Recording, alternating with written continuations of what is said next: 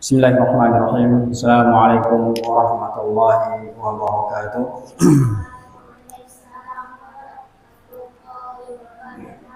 Alhamdulillahirabbil alamin. Hamdan katsiran thayyiban mubarakan fih kama yuhibbu rabbuna wa yarda. Wa sallallahu ala nabiyhi wa ala alihi wa ashabihi wa man tabi'ahum bi ihsanin ila yaumiddin. Asyhadu an la ilaha illallah wahdahu la syarikalah wa asyhadu anna Muhammadan abduhu wa rasuluhu la nabiyya ba'dah. Baik wal ikhwah wal akhwati fillah, azani Allah wa iyyakum jami'an. Alhamdulillah, mari kita senantiasa terus bersyukur kepada Allah Subhanahu wa taala atas segala limpahan nikmat yang telah Allah Subhanahu wa taala karuniakan kepada kita, terutama tentunya nikmat sangat besar, nikmat iman, nikmat Islam, serta nikmat berada di atas sunnah. Semoga Allah Subhanahu wa taala jadikan kita senantiasa istiqomah di atas nikmat-nikmat tersebut sampai akhir hayat menjemput kita semua. Amin Allahumma amin. Tabi'ul ikhwah wal akhwati fillah, azani Allah wa iyyakum jami'an. Kita melanjutkan kembali pembahasan kita dalam kitab tauhid, dan insyaallah malam ini pembahasan yang terakhir. Pekan berikutnya insyaallah baru kita masuk kepada pembahasan yaitu rincian atau agak sedikit lebih detail atau sedikit lebih dalam insyaallah taala dalam bab per babnya. Baik, sekarang kita masuk ke bab yang ke-60. Kalau di PDF, kalau di syarahnya itu bab ke-61, yaitu babu majaa fil musawwirin atau babun majaa fil musawwirin, yaitu bab tentang para penggambar, pelukis atau pembuat rupaka makhluk bernyawa, yaitu pembuat patung makhluk bernyawa. Dalam Islam kita dilarang oleh Allah Subhanahu wa taala dan Rasulnya melukis makhluk-makhluk yang bernyawa. Itu maksudnya besarnya hukuman dan azab Allah Subhanahu wa taala kepada para penggambar, pelukis atau pembuat patung makhluk yang bernyawa. Dan Nabi kita SAW telah menjelaskan alasannya mengapa mereka itu diancam dengan keras, karena mereka telah meniru ciptaan Allah Subhanahu wa taala. Baik. Di antaranya Nabi SAW bersabda dalam sebuah hadis yang sahih diriwayatkan Imam Bukhari dan Muslim, qala Allah azza wa jalla wa man awlamu mimman dhahaba yakhluqu khalqan ka khalqi fayakhluqu dzarratan aw yakhluqu habbatan aw yakhluqu sya'iratan. Kata Allah Subhanahu wa taala dalam hadis qudsi, dan siapakah yang lebih zalim daripada orang yang bermaksud menciptakan sesuatu seperti ciptaanku? Maka cobalah mereka itu menciptakan seekor semut yang paling kecil. Dzarrah ini, meskipun para ulama berbeda pemaknaan terhadap dzarrah ini, intinya adalah seukuran pahala dosa atau gambaran yang paling terkecil. Dzarrah, ada yang mengatakan biji sawi, ada yang mengatakan semut yang paling kecil, ada juga mengatakan atom yang tidak bisa dilihat kecuali harus dengan peralatan pembesar. Nah, intinya adalah seukuran dzarrah ini, seukuran amalan yang paling kecil. Nah, Allah tantang orang-orang yang pelukis makhluk yang bernyawa itu, atau yang membuat patung-patung makhluk yang bernyawa itu, coba mereka itu membuat yaitu seperti ciptaan Allah, buat sendiri, mengadakan yang tadinya tidak ada. Bisa tidak mereka meskipun hanya sekecil yaitu dzarrah tadi. Nah, atau liyakhluqu habbatan, kata Allah Subhanahu wa taala, atau mereka menciptakan biji-bijian yang paling kecil, atau liyakhluqu sya'iratan, atau mereka menciptakan sebutir biji gandum. Di sini Allah Subhanahu wa taala menantang orang-orang yang suka melukis makhluk yang bernyawa tersebut.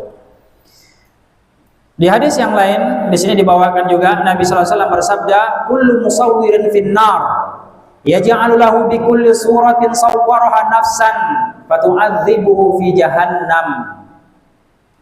Kata Nabi sallallahu alaihi wasallam, setiap pelukis, pembuat patung yang bernyawa berada di dalam neraka, kata Nabi sallallahu alaihi wasallam.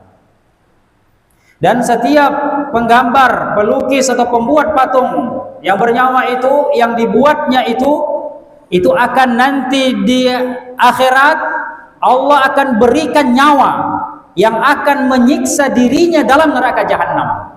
Ini azab tambahan bagi para pelukis dan pembuat patung ini. Kalau dia membuat yang dilukisnya adalah manusia, manusia itu akan Allah berikan ruh nanti di hari kiamat atau di akhirat untuk menyiksa dia.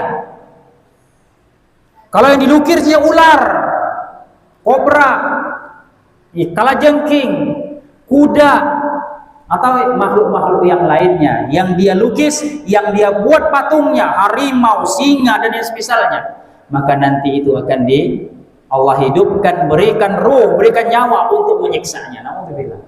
Nah, itu diantara ancaman keras bagi para pelukis, pembuat patung yang bernyawa. Nah, termasuk larangan ini juga kita dilarang, masalah ada hadis Nabi SAW sebutkan kita dilarang untuk memajang pokok, memajang makhluk-makhluk yang bernyawa di rumah kita. Karena malaikat nggak masuk, malaikat rahmat itu nggak masuk di rumah-rumah yang ada, yaitu yang memajang foto-foto atau lukisan-lukisan atau semisal itu dari makhluk-makhluk yang bernyawa. Nah, baik. Kemudian kita lanjut ke bab yang berikutnya. Rinciannya ini kalau udah masuk bahas rincian ini masih banyak hadis-hadisnya yang kita bacakan. Intinya adalah Allah Subhanahu wa taala, Rasulullah sallallahu alaihi wasallam melarang kita untuk melukis atau membuat patung makhluk yang bernyawa. Nah, kasihan ya kalau yang para pelukis ini yang hobi melukis, yang melukis yang bagus-bagus lagi gitu kan. Nah, tersebar kemana-mana lukisannya. Ya. Kalau mereka bertobat aman. Kemudian yang atau bab berikutnya adalah bab ke-61 di PDF, bab 62 di syarahnya, yaitu babun atau babu majaa fi kathratil halif, yaitu bab tentang larangan banyak bersumpah. Jadi kita tidak boleh yaitu sering-sering bersumpah. Ada orang sikit-sikit wallahi. Nah, banyak wallahinya dari kalimat yang lain. Nah, sikit ngomong wallahi. Nah, ini tidak boleh. Kaitannya antara bab ini dengan kitab tauhid adalah orang yang banyak bersumpah dengan nama Allah menunjukkan bahwa di dalam hatinya itu tidak ada pengagungan kepada Allah Subhanahu wa taala. Makanya dilarang. Nah, Allah Subhanahu wa taala tidak ada pengagungan kepada Allah Subhanahu wa taala yang menuntut adanya rasa takut ketika bersumpah dengan nama Allah, sedangkan mengagungkan Allah termasuk kesempurnaan tauhid. Nah, sebagaimana Allah berfirman, wahfadhu aymanakum. Allah berfirman surah Al-Maidah ayat 89, wahfadhu aymanakum, yaitu jagalah sumpahmu. Para ulama menyebutkan maksud daripada menjaga sumpah ini itu ada 3 macam. Yaitu pertama dengan tidak banyak bersumpah. Allah larang kita, kata Allah, wahfadhu aimanakum, jagalah sumpah-sumpah kalian. Maksudnya jangan banyak bersumpah. Yang pertama. Yang kedua, dengan tidak melanggar sumpah setelah terlanjur bersumpah. Artinya kalau sudah terlanjur bersumpah, jangan dilanggar. Misalkan, demi Allah, aku tidak akan pernah datang lagi ke sana. Nah, jangan dilanggar. Sumpah tersebut. Kecuali sumpahnya adalah isinya yang penting memutuskan silaturahim, maka itu wajib dilanggar sumpahnya dan dia wajib bayar kafarah, wajib bayar tebusannya. Tebusan itu lanjutan daripada ayat ini, yaitu pertama membebaskan budak, yang kedua berpuasa 3 hari berturut-turut, kemudian ketiga memberi makan 10 orang miskin. Untuk ini, untuk sumpah sama dengan nazar, itu boleh memilih salah satu daripada yang 3 itu. Nah, kalau dia terlanjur bersumpah dan dia melanggar sumpahnya, atau dia bersumpah kepada yang harus memang dilanggar, yang harus dibatalkan sumpahnya, misalkan demi Allah tidak akan aku, atau demi Allah selama orang memutuskan silaturahim itu, misalkan demi Allah aku tidak akan menginjak rumahmu selamanya, misalkan saudaranya, misalkan demi Allah aku tidak akan menegurnya selamanya, demi Allah aku tidak akan menjalin hubungan lagi dengannya, misalkan kepada keluarganya, misalkan.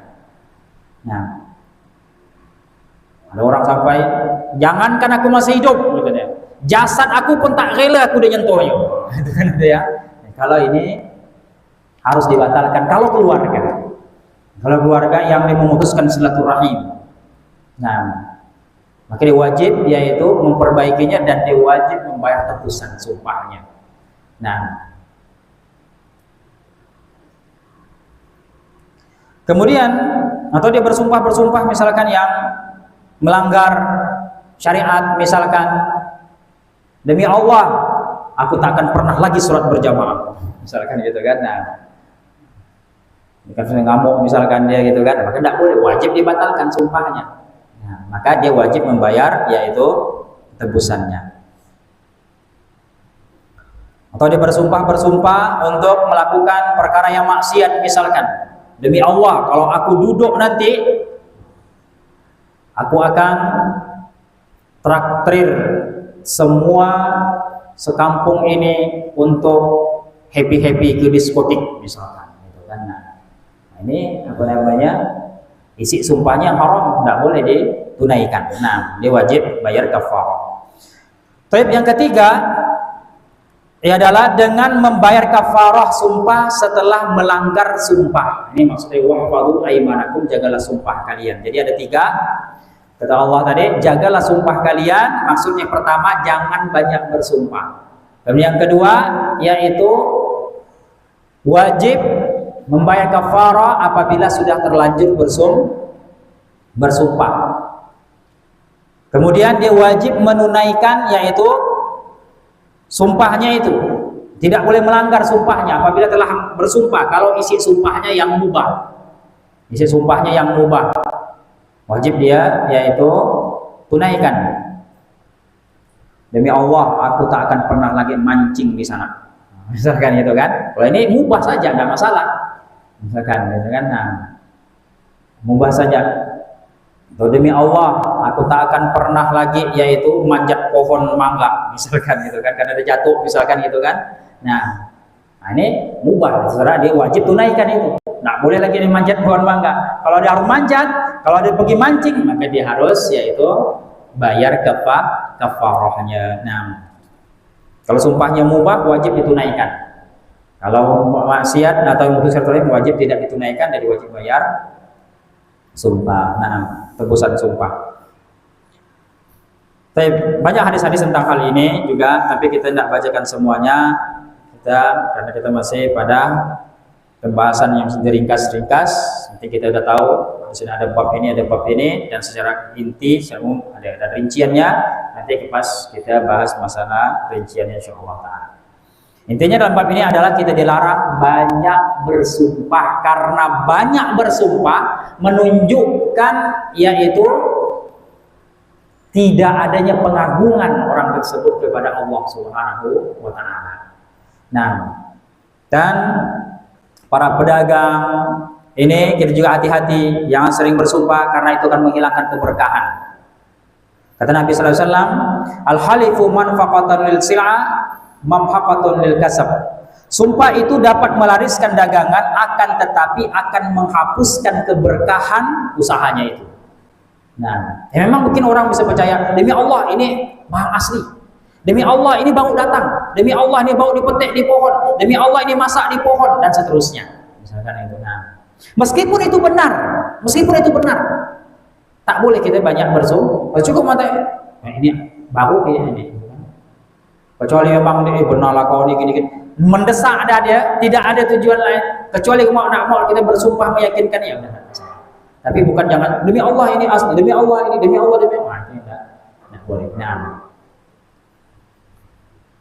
Kemudian berikutnya adalah kita lanjut kepada bab yang ke-62. Di PDF 63 kalau disyarah, yaitu babun atau babu ma jaa fi dhimmatillahi wa dhimmatir rasulih. Bab tentang perjanjian Allah dan perjanjian Nabi-Nya sallallahu alaihi wasallam.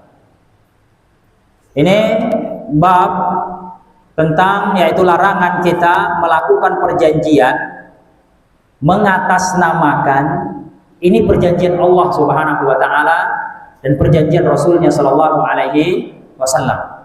Sebab Nabi sallallahu alaihi wasallam bersabda dalam hadis yang panjang menjelaskan hal ini.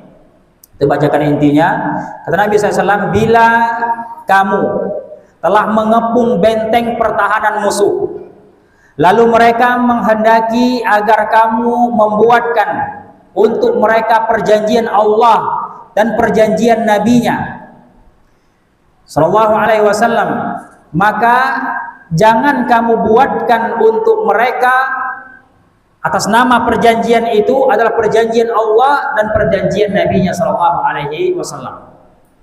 Akan tetapi buatkan untuk mereka itu perjanjian dirimu sendiri dan perjanjian sahabat-sahabatmu. Sebab lebih ringan resiko melanggar perjanjianmu dan perjanjian para sahabatmu daripada melanggar perjanjian Allah dan perjanjian Nabi-Nya sallallahu alaihi wasallam. Nah, jadi ketika ini konteksnya adalah misalkan kita melakukan negosiasi kepada suatu urusan, kemudian sehingga harus diadakan perjanjian, maka jangan perjanjian itu diatasnamakan dengan perjanjian Allah dan Rasul-Nya, tapi cukup itu perjanjian antara kita saja. Nah, perjanjian antara kita saja. Nah, karena tadi efeknya adalah atau resikonya adalah melanggar perjanjian Allah atas nama perjanjian Allah dan Rasul-Nya, ini lebih besar. Dan juga Nabi juga sallallahu alaihi wasallam jelaskan, kalau kita mengatasnamakan ini perjanjian Allah, ini perjanjian Rasul-Nya, padahal kita yang berjanji mengadakan perjanjian, itu belum tentu perjanjian kita ini berkesesuaian dengan yang diinginkan oleh Allah Subhanahu wa taala. Makanya tidak bisa kita mengatasnamakan hal tersebut dengan perjanjian Allah Subhanahu wa taala. Nah, kemudian berikutnya intinya dalam bab ini adalah ketika kita melakukan sebuah perjanjian, maka tidak boleh kita mengatasnamakan perjanjian itu atas nama perjanjian Allah Subhanahu wa taala. Tapi cukuplah atas perjanjian itu atas nama diri kita sendiri saja. Nah. Kemudian yang ke bab ke-63. Di PDF 64 di syarahnya, babu ma jaa fi al-iqsam 'ala Allah. Itu bab tentang larangan bersumpah atas Allah bahwa Allah melakukan ini atau tidak melakukan itu. Yaitu larangan mendahului Allah Subhanahu wa taala dalam bersumpah. Apa maksudnya ini? Artinya gini, bersumpah atas Allah atau mendahului Allah adalah engkau bersumpah kepada Allah bahwa Allah akan berbuat demikian, atau engkau bersumpah kepadanya bahwa Allah tidak akan melakukan demikian. Seperti demi Allah, sungguh Allah akan melakukan demikian. Demi Allah, Allah tidak akan melakukan demikian. Nah itu maksudnya. Ini mendahului Allah Subhanahu wa ta'ala. Contoh misalkan, demi Allah, kalau kau pergi bakal begini. Nah, demi Allah, orang ini bakal celaka. Demi Allah, besok pasti turun hujan. Nah, demi Allah, tahun ini pasti tidak ada kemarau. Nah, ini mendahului Allah Subhanahu wa ta'ala, dan ini dilarang. Atau kita memastikan seseorang, demi Allah orang ini pasti masuk neraka. Demi Allah orang ini pasti penghuni surga. Tidak boleh. Karena ini mendahului takdir Allah Subhanahu wa ta'ala. Jadi seolah-olah kita ini yang ngatur Allah Subhanahu wa ta'ala. Nah, seolah-olah Allah itu pasti akan mengikuti sumpah kita. Nah, ini tidak boleh. Nah,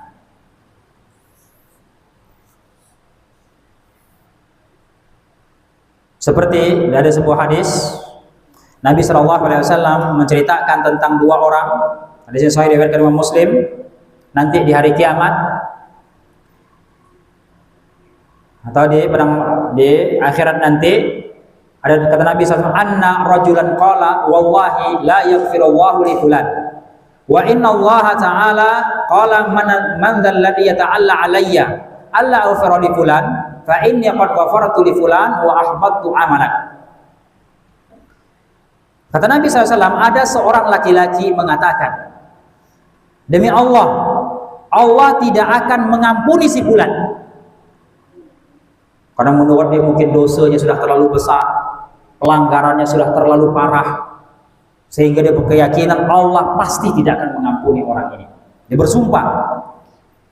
Maka di hari kiamat nanti atau di akhir nanti Allah berfirman, siapakah yang dulu bersumpah atasku bahwa aku tidak mengampuni si fulan? Sungguh aku telah mengampuninya dan aku telah menghapuskan amalanmu. Nanti justru yang bersumpah ini yang diazab oleh Allah Subhanahu wa ta'ala. Lebih besar dosanya daripada orang-orang yang tadi sekedar bermaksiat yang dianggapnya Allah tidak mengampuninya. Karena apa? Karena bersumpah atas nama Allah ini bagian daripada yaitu iman, perkara akidah, perkara keyakinan. Dari mana dia yakin bahwa itu pasti? Berarti mendahului takdir Allah Subhanahu wa ta'ala. Makanya tidak boleh.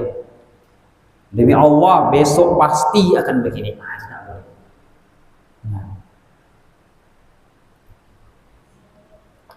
Kayaknya turun hujannya ya. Demi Allah hujan tak akan turun. Nah, ini tidak boleh. Jadi dia mendahului takdir Allah Subhanahu wa ta'ala. Nah, tapi kalau kita ingin mengatakan seperti ini, kita kata insya Allah. Kita kata insya Allah. Nah, insya Allah Allah akan tolong kita. Insya Allah Allah akan mudahkan urusan kita. Nah, insya Allah kayaknya sebentar lagi hujan. Nah, dan seterusnya. Baik. Ini inti bab ini adalah kita tidak boleh mendahului Allah Subhanahu wa ta'ala atau bersumpah atas nama Allah Subhanahu wa ta'ala ya, berkaitan dengan perkara yang nanti terjadi. Jadi seolah-olah kita ini yang seolah Allah itu mengikuti apa tadi, apa kata kita. Kita katakan demi Allah ini pasti terjadi, demi Allah ini pasti terjadi. Nah, tidak bisa demikian. Nah,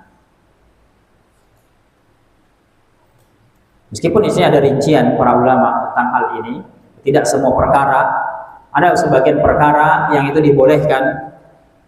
Insyaallah ketika bahas rincian insyaallah taala atau ketika masih ada waktu insyaallah kita kembali masuk kepada tafsir atau rincian daripada perkara tersebut secara ringkas, insyaallah. Kita lanjutkan dulu.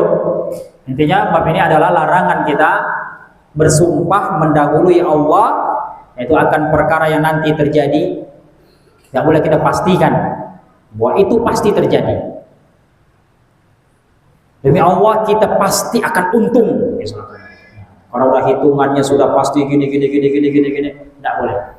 Nah, sebab kita tidak tahu takdir Allah Subhanahu wa Ta'ala. Nah, kemudian bab yang ke-64 di PDF dan 65 di syarahnya,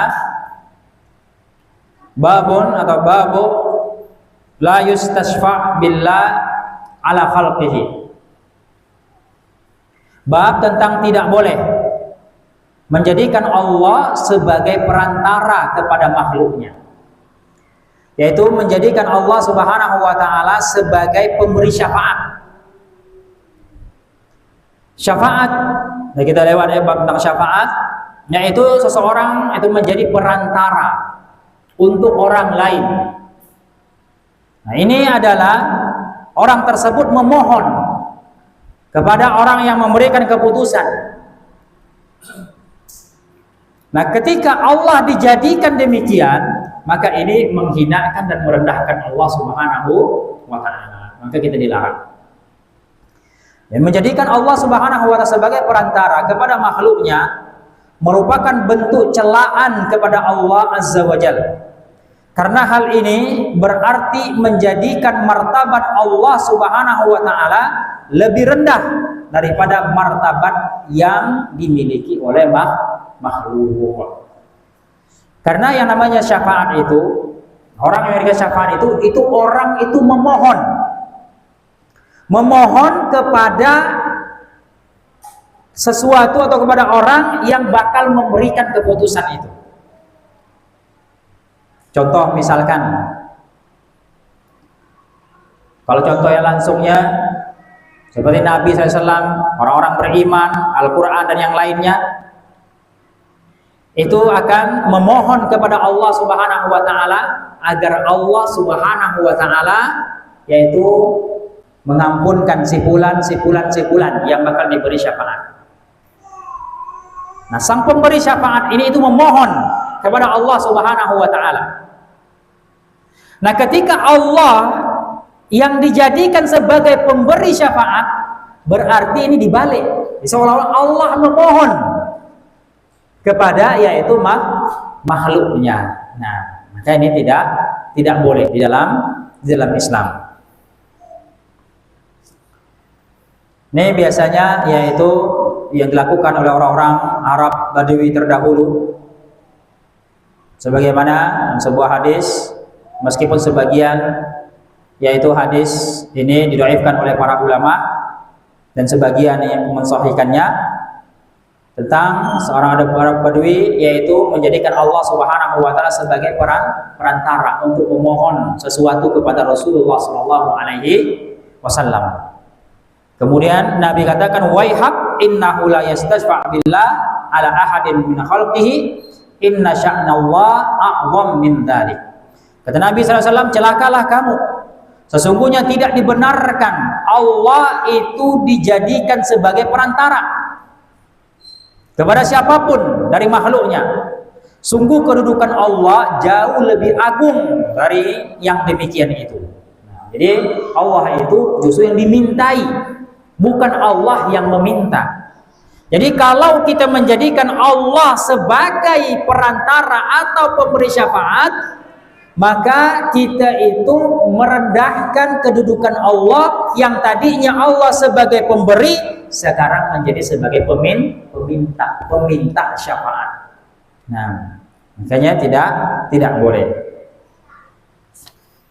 Tayyib, inti bab ini adalah kita tidak boleh menjadikan Allah Subhanahu wa Ta'ala sebagai perantara kepada makhluknya. Nah, kemudian kita lanjut kepada bab yang berikutnya, bab yang ke-65 atau bab 66 di syarahnya. Itu babun atau babu ma jaa fi himayatil Mustafa sallallahu alaihi wasallam himat tauhidi wa saddihi turuqa asyirki. Itu bab tentang upaya Nabi Shallallahu Alaihi Wasallam dalam menjaga tauhid dan menutup semua jalan yang dapat mengantarkan kepada kesyirikan. Ini meskipun sudah ada beberapa bab sebelumnya juga berkaitan dengan hal ini, tapi di sini penulis yaitu bawakan kembali bab ini menunjukkan akan yaitu pentingnya bab ini, agungnya bab ini, karena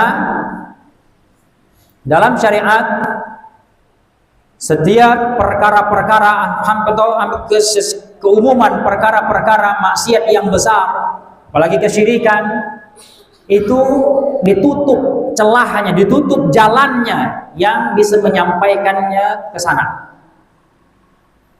Seperti kita sudah bahas bab tentang larangan mengagungkan kuburan, membangun kuburan, dan yang semisalnya, menjadikan kuburan sebagai masjid. Ini semua sebagai yaitu menutup celah supaya tidak sampai kepada kesyirikan.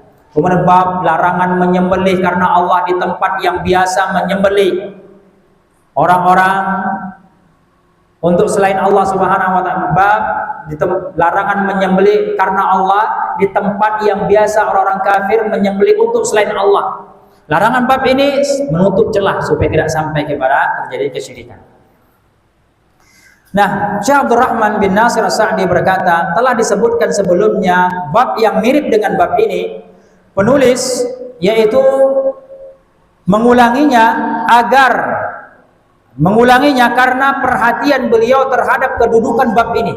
Karena tauhid tidak akan sempurna, tidak akan terjaga, dan tidak akan terlindungi seorang yang meyakininya, melainkan dengan menjauhi semua jalan yang mungkin mengantarkan dirinya kepada kesyirikan. Jadi seseorang tidak akan sempurna tauhidnya sampai benar-benar dia menjauhi segala perbuatan, amalan, ucapan yang dapat mengantarkan dirinya kepada kesyirikan.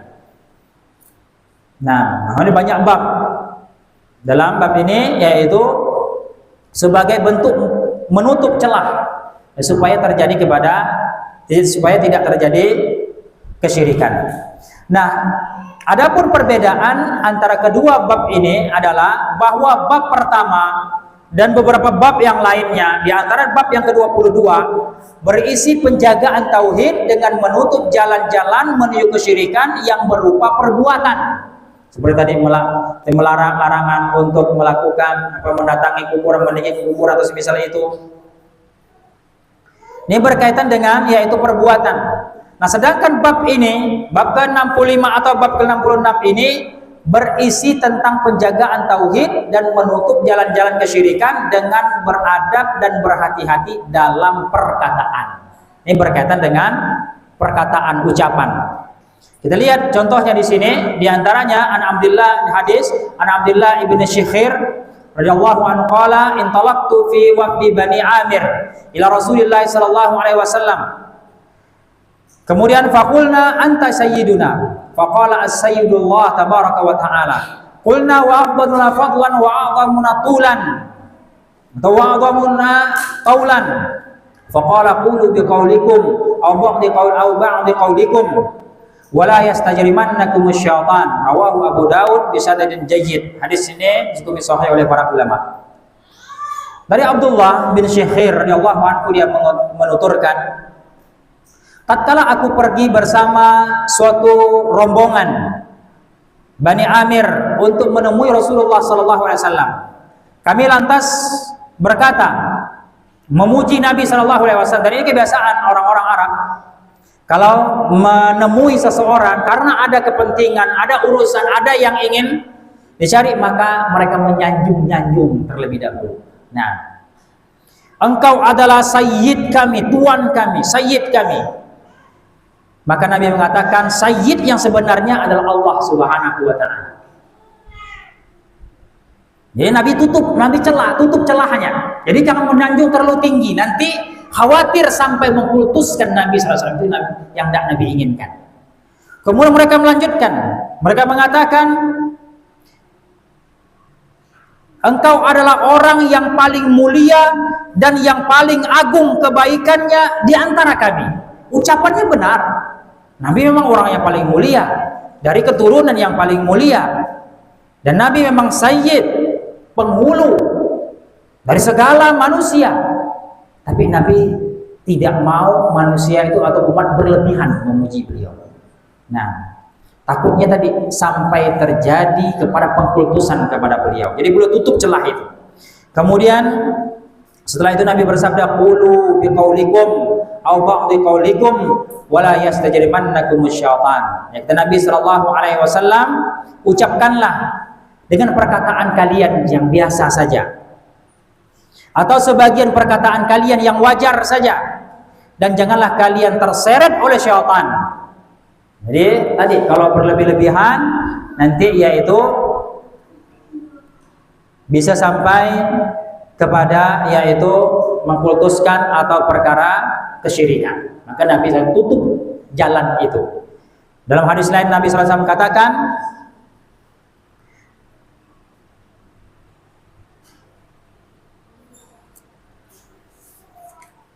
kata Nabi SAW, ma uhibbu an tarfa'uni fawqa manzilati allati anzalani Allah. Kata Nabi SAW, janganlah wahai manusia, sungguhnya kata Nabi SAW, aku yaitu tidak suka, aku tidak senang kalian mengangkatku melebihi dari kedudukanku yang telah Allah Subhanahu wa taala berikan kepadaku. Nah, jadi ucapkan yang biasa-biasa saja. Jadi Nabi SAW tidak mau. Kalau seandainya Nabi tahu, seandainya Nabi masih hidup zaman ini, orang yang membuat qasidah-qasidah, membuat yaitu syair-syair, membuat yaitu lantunan-lantunan pujian yang berlebihan sekarang ini, Nabi sebagaimana marahnya Nabi SAW. Kalau ucapan yang standar seperti ini saja, sekedar mengucapkan anta sayyiduna, anta afdalu minna, itu Nabi larang. Engkau orang paling mulia di antara kami, engkau Tuhan kami. Nabi marah. Apalagi sampai mengatakan, engkau wahai Nabi mengetahui ilmu kolam, ilmu yang ada di lauh mahfuz. Maka bagaimana lebih marahnya lagi Nabi Sallallahu Alaihi Wasallam. Nah, maka kita tidak boleh, apalagi mengatasnamakan itu sebagai salawat, maka ini lebih yaitu tidak boleh lagi, karena salawat itu telah baku dari Nabi SAW, kalimat-kalimatnya, kata-kata atau ucapan-ucapannya. Tidak boleh kita memuji-muji Nabi kalau kita katakan salawat kepada Nabi SAW, karena salawat itu adalah ibadah, dan ibadah itu harus didasari dengan dalil. Nah, kemudian yang terakhir, ini bab yang terakhir kita dalam bab kitab tauhid. Insyaallah pertemuan berikutnya kita akan masuk pada rincian daripada bab per babnya insyaallah taala. Kalau sekarang satu kali pertemuan kita bisa bahas 2-3 bab bahkan lebih. Kalau nanti satu bab bisa dibahas 1 atau 3 kali pertemuan. Nah, satu bab bisa beberapa pertemuan. Kalau sekarang satu pertemuan bisa beberapa bab. Tapi kalau nanti satu bab bisa beberapa pertemuan. Insyaallah taala. Baik, bisa kita azan dulu.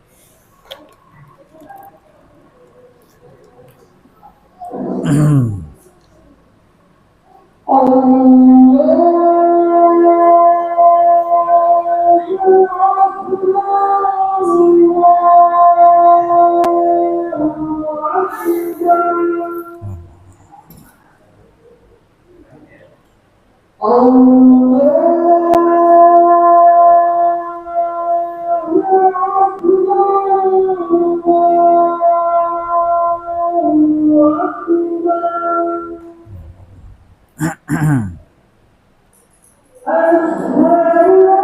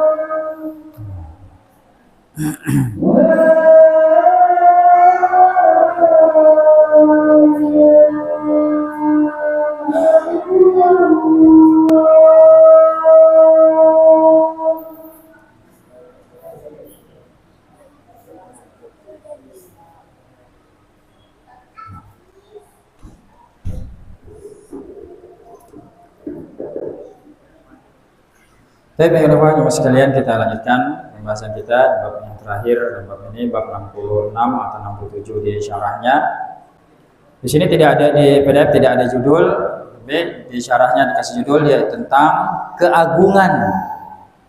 Judulnya adalah keagungan dan kekuasaan Allah Subhanahu wa taala.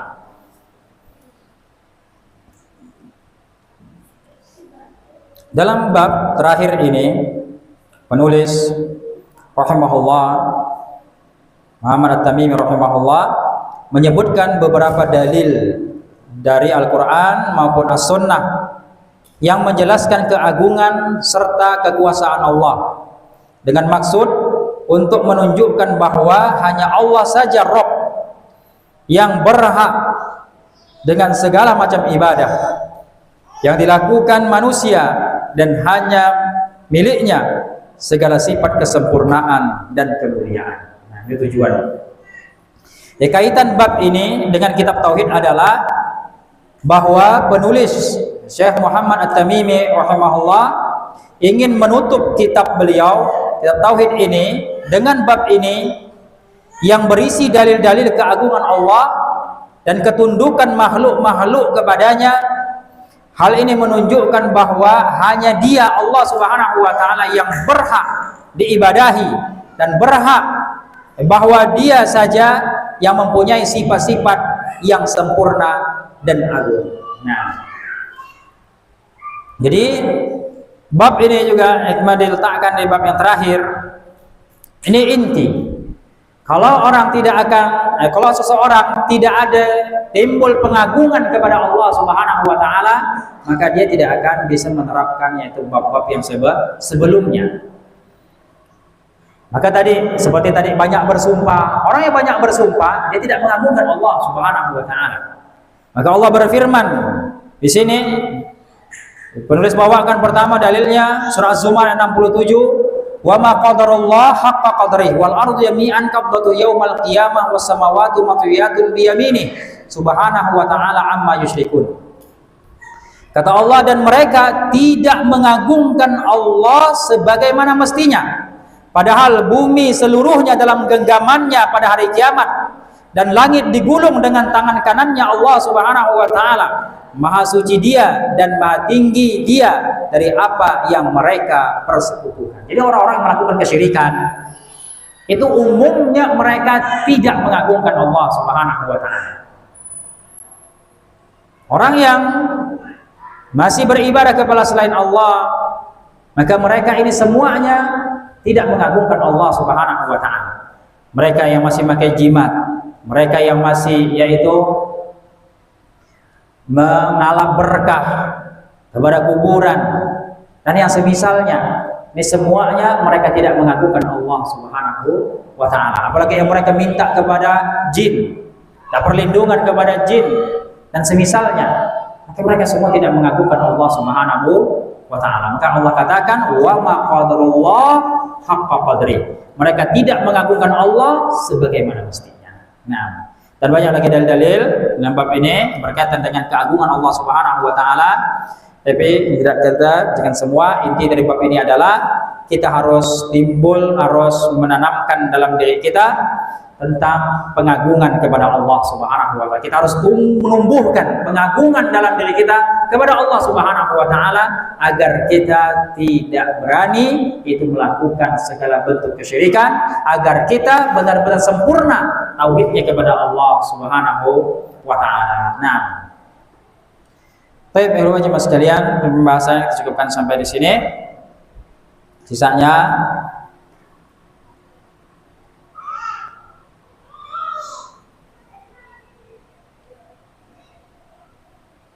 kita lanjutkan dengan sesi tanya jawab. Jika ada pertanyaan,